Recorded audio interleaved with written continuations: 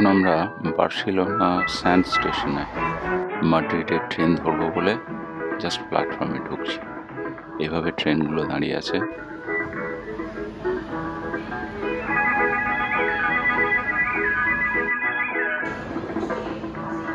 এটাই হলো আমাদের ট্রেন, যেটা যাবে মাদ্রিদ, ছাড়বে 8:25-এ।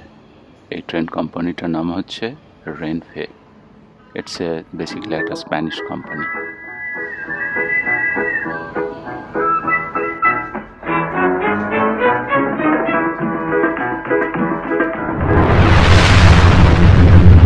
প্রবাসী টুকিটাকির আরও একটা পর্বে স্বাগত স্পেন, বার্সেলোনা থেকে। আজকে আমরা ফেরত যাচ্ছি মাদ্রিদে, বার্সেলোনা থেকে। গত 3 দিন আমরা বার্সেলোনাতে ছিলাম এবং সেখানকার বিভিন্ন পর্যটন কেন্দ্রগুলো ঘুরে আপনাদের সঙ্গে শেয়ার করেছি। আশা করছি সেগুলো ভালো লেগেছে। তো এখন সকাল 8:25 বাজছে। এই হাই স্পিড ট্রেন বার্সেলোনা থেকে মাদ্রিদ পৌঁছাতে সময় নেবে 2 ঘন্টা 30 মিনিট মতো। মাদ্রিদ হচ্ছে স্পেনের ক্যাপিটাল, আর বার্সেলোনা থেকে স্পেনের দূরত্ব হল 625 কিলোমিটার। সময় লাগবে 2 ঘন্টা 15 থেকে 2.5 ঘন্টার মতো। It's a high speed train, আমরা তাড়াতাড়ি পৌঁছে যাব। তো আজকের পর্বে আমাদের সেই ট্রেন যাত্রার কিছু দৃশ্য, সেই সঙ্গে মাদ্রিদে পৌঁছানো এবং মাদ্রিদে আমাদের এয়ারবিএনবির এক্সপিরিয়েন্স, সেই সঙ্গে কিছুটা সময় যদি আমরা পাই তাহলে মাদ্রিদটা ঘুরে আপনাদের দেখাবো।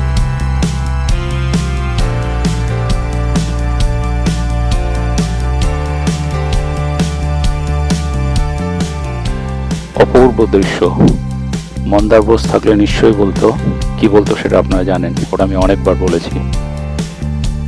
এক কথায় যাকে বলা যায় স্টানিং ভিউ অফ স্পেনের গ্রাম অঞ্চল।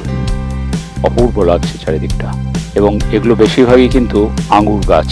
এই অপূর্ব দৃশ্য ট্রেন থেকেই উপভোগ করা সম্ভব, সেজন্য বেশিরভাগ লোক কিন্তু ট্রেনে বার্সেলোনা টু মাদ্রিদ যায়। ডিসপ্লেতে আপনারা ঠিক দেখতে পাচ্ছেন কিনা জানি না, কিন্তু ট্রেনটা এখন চলছে 280 কিলোমিটার প্রতি ঘন্টায়।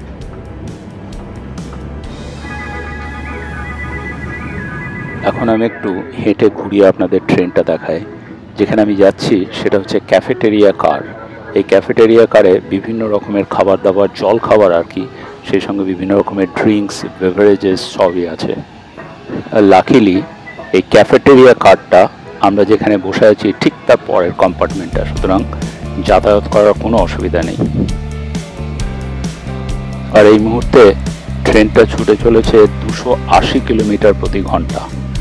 ভিতরে বসে খুব একটা বোঝার উপায় নেই, বাইরে বেরোলে না, ঠিক বাইরে তাকালে বোঝা যায় যে কতটা স্পিড।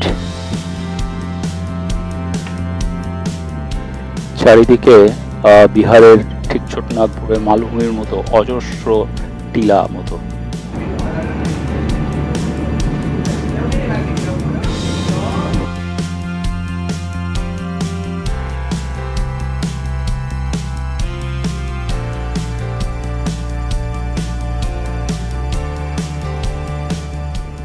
ট্রেনের স্পিড এখন 299 কিলোমিটার প্রতি ঘন্টা। ভাবা যায়? তার মানে এই স্পিড যদি আমরা ইন্ডিয়ার কনটেক্সটে কম্পেয়ার করি, ধরুন কলকাতা থেকে আগ্রা বা বেনারস যেতে সময় লাগবে মাত্র 2.5 ঘন্টায় যদি এরকম ট্রেন ইন্ডিয়াতে চলে, আর কলকাতা থেকে ঢাকা লাগবে 45 থেকে 50 মিনিট মতো।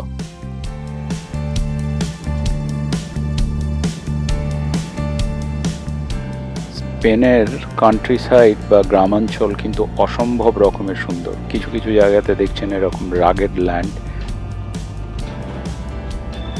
তারপরেই দেখা যাবে হয়তো যে সবুজ দ্রাক্ষা ক্ষেত্র, তার মানে আঙুরের বাগান।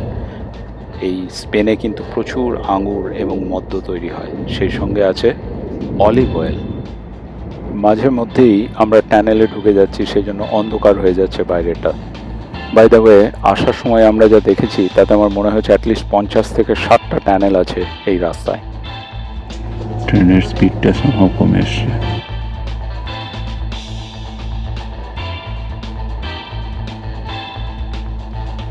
সবুজের সমারোহ চারিদিকে। তার ওপাশে একটা ছোট্ট পাহাড়। আমার কথা নয় ট্রেনের।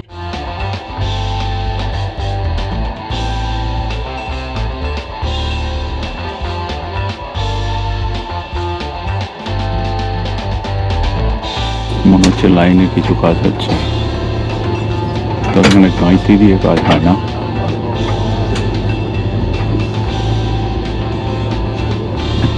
ভেরি রেয়ার ট্রেন থেমে যাবে। ও মাই গড, ইভেনচুয়ালি ট্রেনটা কিন্তু থেমেই গেল। এটা এক্সপেক্ট করিনি। এদেশে অপু দুর্গারা থাকলে এই থেমে থাকা ট্রেন দেখতে নিশ্চয়ই ছুটে চলে আসতো। বাইরের টেম্পারেচার হচ্ছে 11 ডিগ্রি সেন্টিগ্রেড। সর্বসাকুল্যে এখানে 1 মিনিট 1.5 মিনিট মতো থেমেছিল ট্রেনটা, এখন আবার চলতে শুরু করেছে।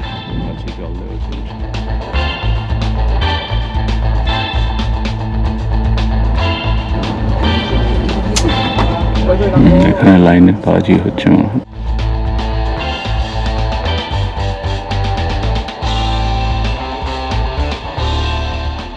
আবার আমি এই ক্যাফেটেরিয়া কার্ডটাতে এলাম।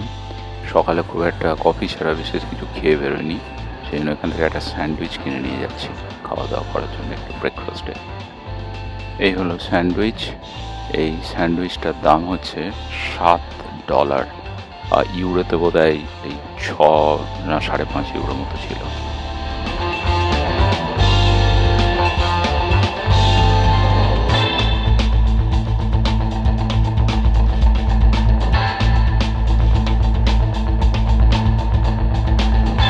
এখানে যে অ্যানাউন্সমেন্ট হচ্ছে তাতে বলছে আর 10 মিনিটের মধ্যে আমরা পৌঁছে যাব মাদ্রিদে। 2 ঘন্টা 30 মিনিট। ল্যান্ডস্কেপ চেঞ্জ হয়ে গেছে।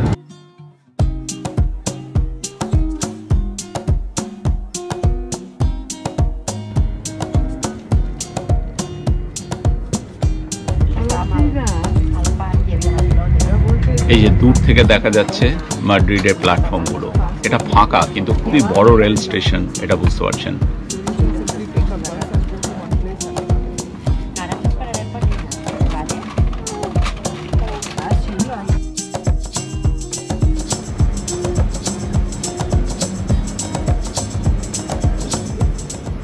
তো আজকের প্রথম কাজ হচ্ছে আমরা স্টেশন থেকে বেরিয়ে একটা বাস ধরে যাব সিটি সেন্টারে।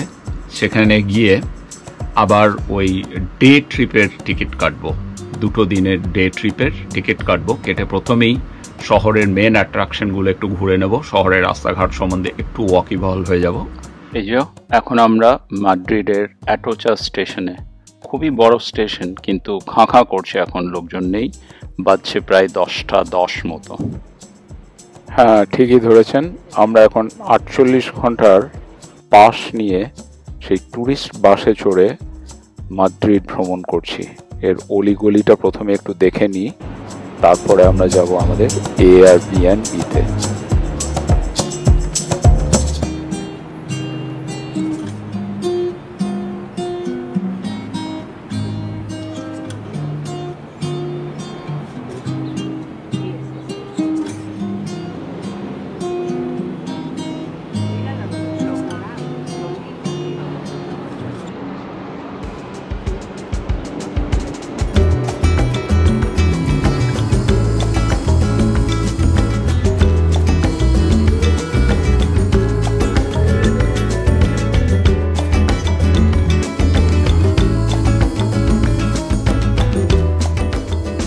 পাস করছি রিয়েল মাদ্রিদ ফুটবল ক্লাবের স্টেডিয়ামের সামনে দিয়ে।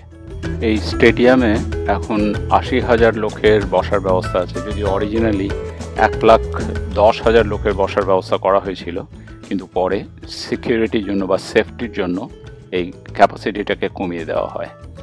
এই হলো সেই বিখ্যাত রিয়েল মাদ্রিদ ফুটবল ক্লাবের স্টেডিয়াম। আজকে আমরা এই মাদ্রিদ শহরটাকে সিটি বাস ট্যুর নিয়ে একটু ঘুরে দেখছি। 3টে নাগাদ আমরা যাব আমাদের এয়ারবিএনবিতে। ওখানে হোস্টকে কল করা হয়েছিল, হোস্ট ইজ ভেরি আনরেসপন্সিভ। এবং একটা ফোঁটা ইংরেজি বোঝে না। We are having a really hard time to communicate with her. তার আগে আমাদের একটু লাঞ্চ করতে হবে। আর আজ সন্ধ্যের দিকে আমাদের প্ল্যান হচ্ছে প্লাজা ডি মেয়র এবং স্যান মিগুয়েল মার্কেট, ওটা দুটো পাশাপাশি, সেখানে একটু ঘুরবো। তারপর আগামীকাল মোটামুটি আবার আমরা মাদ্রিদ শহরটাকে এক্সপ্লোর করব বাসে এবং পায়ে হেঁটে। আমরা যে এলাকাটার সামনে দিয়ে পাস করছি এটা হচ্ছে সিবিলিস স্কোয়ার। এটা খুবই বিখ্যাত, স্পেনের বেশিরভাগ ছবিতেই আপনারা দেখতে পাবেন একটা ফোয়ারা আছে। তো আমাদের প্ল্যান আছে আগামীকাল এটাকে টিকিট কেটে আমরা আসবো এখানে। এটা দারুণ জায়গা, কিন্তু একটা ট্রাফিক সার্কেল, বাট খুব সুন্দর। পরে দেখাচ্ছি আপনাদের, আগামীকাল দেখাবো। আর আমরা যাচ্ছি এখন ব্যাংক অফ স্পেনের পাশ দিয়ে। যারা নেটফ্লিক্সের মানি হাইস্ট ওয়েব সিরিজটা দেখেছেন তারা জানেন যে কিভাবে এই ব্যাংক অফ স্পেনের ডাকাতির প্ল্যানটা করা হয় এবং কিভাবে সেটা এক্সিকিউট করা হয়। খুব ইন্টারেস্টিং। এবং সেই বিখ্যাত গান বেলা চাও বেলা চাও সারা পৃথিবীতে popular, all related to this, এই ব্যাংক ডাকাতি। আর এখন যে রাস্তাটার ওপর দিয়ে আমরা যাচ্ছি এই রাস্তাটাকে বলে গ্র্যান্ড ভিয়া, তার মানে মেইন রাস্তা। এই রাস্তার দুপাশে হাজার হাজার বুটিক এবং high end restaurants as well as shopping সেন্টারে ভর্তি। তো এখন প্রায় দুপুর 2টো মতো বাজছে। আমরা এখানে নেমে যাচ্ছি, এটা হচ্ছে প্লাজা ডি স্পেনিয়া। ওখানে নেমে গিয়ে একটু লাঞ্চ টাঞ্চ করে আমরা যাব আমাদের এয়ারবিএনবির হোস্টের কাছে। আমরা দেখলাম জায়গাটা এখান থেকে 1.2 কিলোমিটার্স মতো, হেঁটেও যাওয়া যেতে পারে কিংবা বাস নিয়েও যেতে পারি। সো ওয়েট করছি এখন আমাদের হোস্ট আসার অপেক্ষায়। এখন আমরা বসে আছি আমাদের এয়ারবিএনবির হোস্ট। আমাদের আসতে বলেছিল 3টের পরে, যখন কল করলাম তখন বললো যে না আমি অ্যাভেলেবেল নই, 5টার পরে এসো। তো আমরা সেই 5টার সময় এই এয়ারবিএনবিতে এসে বসে আছি, এখনও তেনার দেখা নেই। আমাকে হয়তো একটু বাজে কমেন্টসই দিতে হবে। প্রথম কথা হচ্ছে যে ইংরেজি বোঝে না। যদি ইংরেজি না বোঝে তাহলে they should not take the English speaking customers, it's very inconvenient. But এখানে লোকাল রেসিডেন্ট যারা আছে ওরা খুব helpful. So they are talking to us, they are talking to the even the lady, the host, স্প্যানিশে কথা বলে আমাদেরকে বোঝাচ্ছে।